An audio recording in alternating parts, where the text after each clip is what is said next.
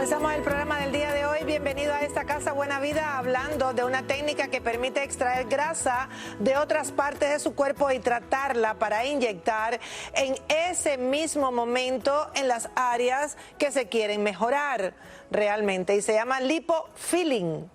Es como un injerto de grasa en el cuerpo. Bueno, hay maneras y maneras de hacerlos, áreas y áreas. Se puede hacer en el área de las mamas, o sea, en los senos, también en algunas partes del cuerpo que hay personas que quieran mejorar su apariencia, la textura de esas áreas. Dejemos que sea nuestro colaborador de esta casa, el doctor cirujano plástico, el doctor Rafael Gottenger, que nos explique. Doctor, bienvenido, buenas tardes, ¿cómo estás? Muchas gracias. Dios mío, como hay técnicas diferentes cada vez que apuntan más a la naturalidad de utilizar lo mismo de nuestro cuerpo. Correcto. En este caso lo que se hace es con una técnica de liposucción. Se extrae la grasa, usualmente de la barriga o algunas partes que hay exceso de grasa, se procesa la grasa y se inyecta. Esa inyección, por ejemplo, lo que acabas de nombrar, puede ser utilizada en los senos, se usa mucho en cáncer de seno, pero también hay una moda hoy en día, hay muchas mujeres que quieren quitarse los implantes y una opción entonces es de colocar grasa. Ahora bien, yo no puedo llenar un hueco de una mama que hay un implante totalmente en una sola vez, porque como es un injerto, ese injerto tiene que sobrevivir, está en un área donde hay circulación que le va a nutrir para sobrevivir. Entonces, en estos casos hay que hacerlo en varias etapas, poco a poco llenando el seno de grasa.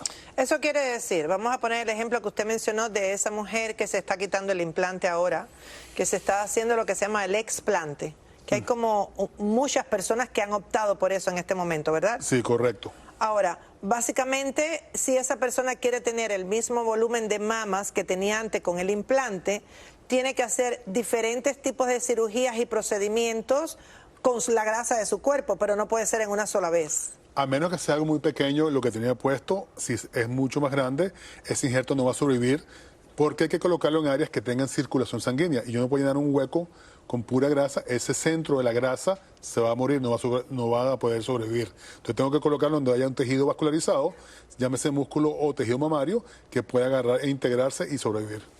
Ahora, básicamente la grasa de nuestro cuerpo está lista precisamente para que sea extraída del lugar que no queremos e injertada en los lugares que sí queremos. Sí, porque es un tejido vivo, son células. Hay que acordarse que la grasa así aumente o baje de tamaño cuando uno hace ayuno o come mucho y aumenta o pierde de peso. Esas son células que al agarrarlas con la liposucción uno las transfiere y estas células toman el lecho vascular que está ahí, el lecho de circulación sanguínea, y vuelven a crecer o bajar ahí donde se encuentren. Ahora, básicamente, ¿hay alguna contraindicación para que... Ahí estamos viendo en pantalla. Eso que estamos viendo ahí, descríbeme qué es, doctor. Eso posiblemente es la parte de la liposucción que están... Vemos las células como la cánula la está chupando y las células de grasa la están acumulando. Eso se coloca en un aparato que ayuda a filtrar, porque hay mucho también contenido de tejidos que no hacen falta, se procesa, se limpia, y entonces ahí está la área de liposucción, en una pierna, por ejemplo, se está quitando ahí la grasa para tomar esa grasa, purificarla y después colocarla de vuelta. ¿Hay alguna contraindicación de personas que no sean calificadas para este tipo de procedimiento? Como en toda cirugía, hay que ver cómo está la condición médica del paciente.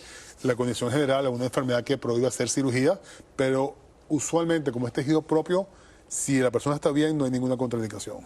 Exactamente, ¿qué tiempo demora entre una cirugía y otra para poder llenar todo el espacio que la paciente quiere tener en su copa, en el seno? Porque, como acabas de decir, no puede ser en una sola cirugía. Bueno, sabemos que hay un porcentaje, usualmente entre 10 a 20% de esa grasa no va a pegar.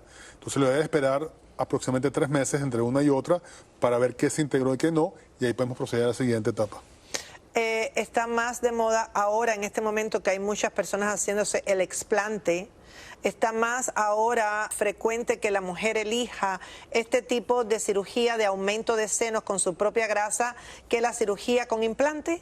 Sigue siendo más común la cirugía de implante, sin embargo, mucha gente lo pide, pero cuando hablamos de que son varias etapas, van directamente de vuelta al implante. Hemos visto muchas mujeres con la grasa puesta en sus glúteos, también implantada en los glúteos. Y ha habido mucha controversia también con eso. ¿Cuál es la diferencia entre implantar la grasa en los glúteos y la grasa que se implanta en las mamas? La grasa, la técnica es la misma, es agarrar la grasa, procesarla e inyectarla. La diferencia está en que al comienzo, cuando se empezó a hacer el injerto de grasa en los glúteos, era en el músculo glúteo, donde hay grandes vasos. Esto ha producido una gran cantidad de complicaciones y mortalidad. Sabemos que la estadística está en 1 en cada 2.000 pacientes, que es muy, pero muy alto. Ahora la tendencia es a ir a colocar el tejido subcutáneo, en el tejido que está por encima de los músculos, y aparentemente está mostrando que es mejor. Yo, por ejemplo, no hago esa técnica porque para mí un riesgo de 1 en 2.000 es muy alto esa estadística. Estamos hablando de los glúteos. De los glúteos, sí. Ya, me encanta que digas que no la haces. Y a diferencia de los mamas, cuando uno quita un implante hay una cavidad, que ahí es donde yo digo que no pegue la grasa. En el glúteo tenemos una cavidad cerrada, donde, como dije, ahora se hace a nivel del tejido graso. Anteriormente, cuando comenzó la técnica, a nivel glúteo del músculo, y esto causaba muchos problemas por trombos que podían ir a los pulmones y hasta fallecer el paciente. Ya que te tengo aquí, te quiero preguntar, cuando vamos a escoger un cirujano plástico para asuntos de glúteos, debe ser especialista en glúteos, ¿verdad? Eso es importante, y también que sea certificado por el American Board of Plastic Surgery, el board de cirugía plástica de los Estados Unidos. Igual que cuando vamos a escoger un cirujano para las mamas, que aunque sea cirujano plástico general y haga otras cosas, nosotros tenemos que investigar que su especialidad, que tenga miles y miles de casos hechos en mamas. La palabra clave, doctora, es la que dijo, investigar. ¿Usted sabe cuántos pacientes me preguntan si usó certificado del borde de cirugía plástica? 0.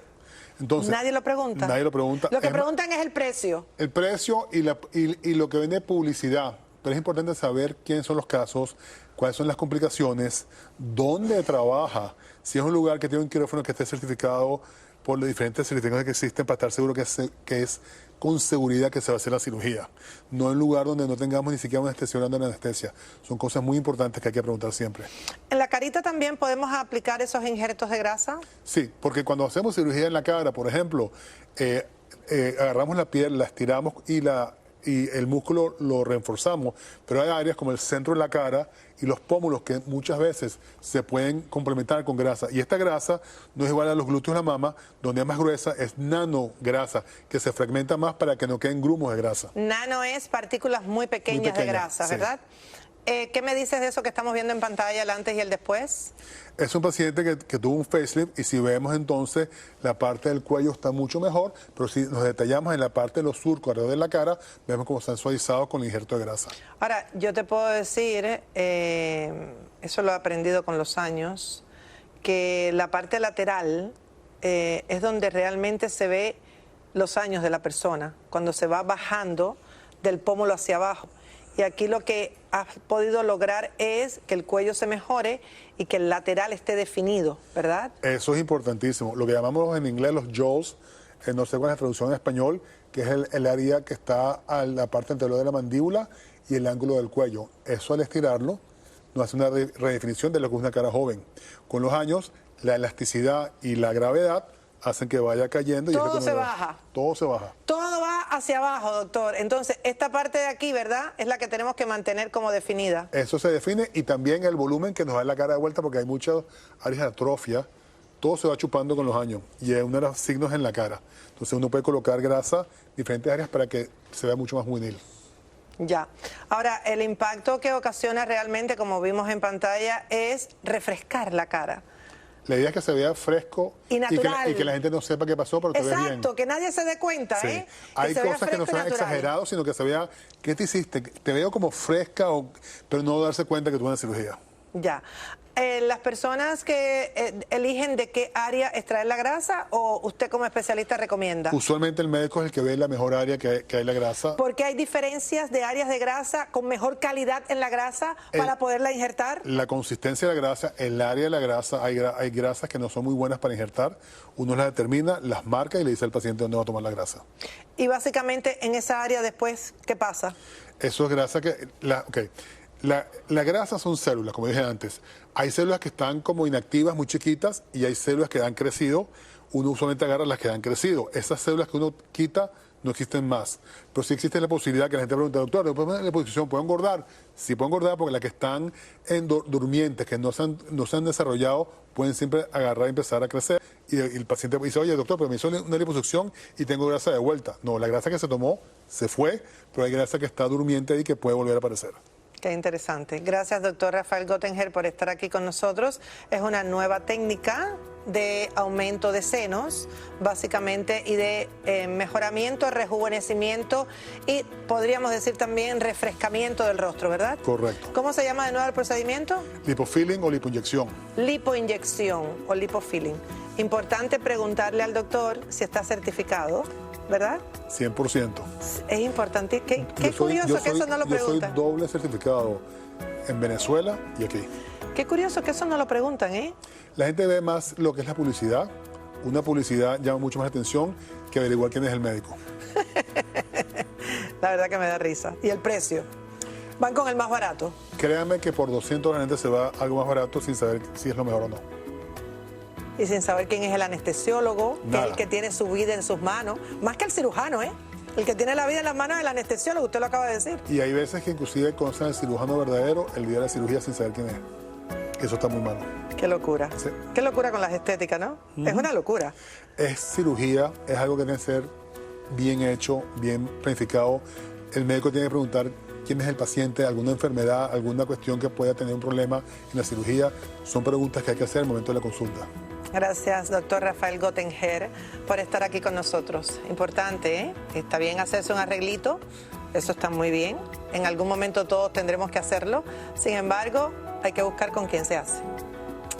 ¿Qué es una hernia hiatal? ¿Qué parte del estómago inflama? ¿Y qué puntos hay que tener en cuenta a la hora de determinar ese dolor insoportable? ¿Cuáles son las soluciones y las causas? ¿Se hace una cirugía? ¿Y cuáles son las consecuencias y el postoperatorio? Todo eso lo hablamos enseguida. Acompáñenos.